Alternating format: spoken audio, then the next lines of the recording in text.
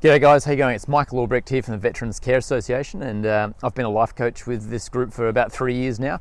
And look, I was just jumping on the phone today to share some tips with you guys about how can we stay motivated, how can we stay motivated and organised during all this chaos that's going on in the world and the restrictions that we're under, with isolation and social distancing and so forth. So, I'm down at a park here today, which is one of the few places we can still go and do exercise or whatever the case may be.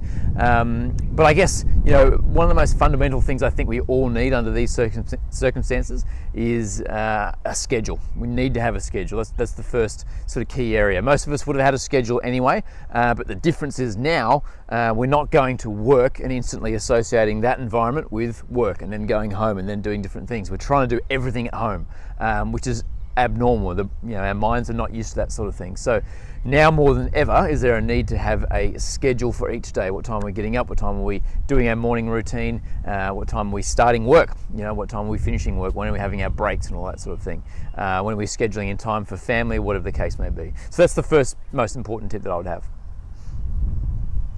Second point I'd have is we have to have physical zones. We have to have physical zones within our home, areas that we're designating as being for a specific reason. Now we'd be doing that anyway in our homes, but if we're working at home, resting at home, doing everything from home now, even more so, we need that dedicated areas for doing different things. And if that means we need to pack some things up and bring some different things out as we transition from work to lunch or whatever the case may be, and then flip that back at the end of it, then that's fine too. We can do that, but we need to be having different areas allocated for different things and sticking to that discipline. Otherwise, we're just going to, if we've got exercise equipment here and we've got work stuff there and everything going on, it just becomes very chaotic and very, very difficult to remain focused and motivated. We need to have some routines, some morning routines and some evening routines. We need to have a way of waking ourselves up, getting ready for the day.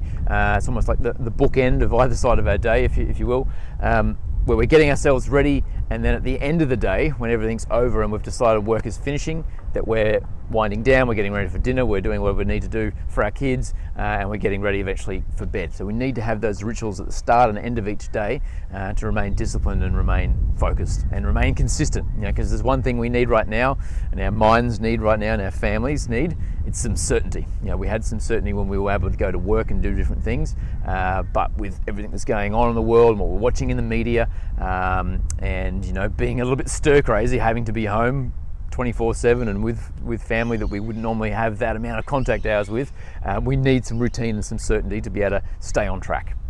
If there is something you're looking to do for staying motivated, one of the best things you could do right now is publicly declare what it is you're going to do on social media. There's never been a time where more people are on social media following what each other's doing. If you were to publicly state that I'm committed to doing this, I'm committed to losing this amount of weight, gaining this amount of weight, or following through on this work project or this study line that I'm doing, state it publicly, because so many people are going to see it and they're going to be able to check in with you and say, did you do that thing? So that's a good tip at the moment.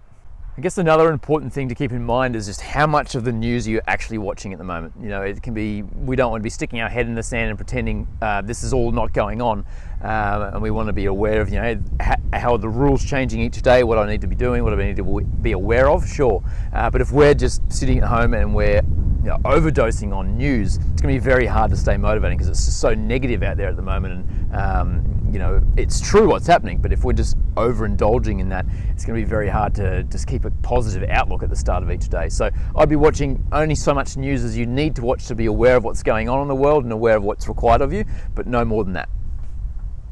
Another really important thing to keep in mind is we don't need to just be focusing on the negative. Think about what's the positives of this? What's the positives of not having to commute to work every day and having that extra time, or not having to fly interstate or whatever it is that you did when you were working full time. So a question to ask is what's that one thing that I've never had the time to do, that I've always said I don't have the time to do, that I now potentially could follow through, and I could write that book, I could do that creative project, I could do whatever it is that I always say I don't have time for, but I now do. And we don't know how long this is going to be lasting, so for better or for worse, you probably have plenty of time. So that's another thing to keep in mind. Okay guys, that's it for me today. Thanks so much, and I'll see you on the next video.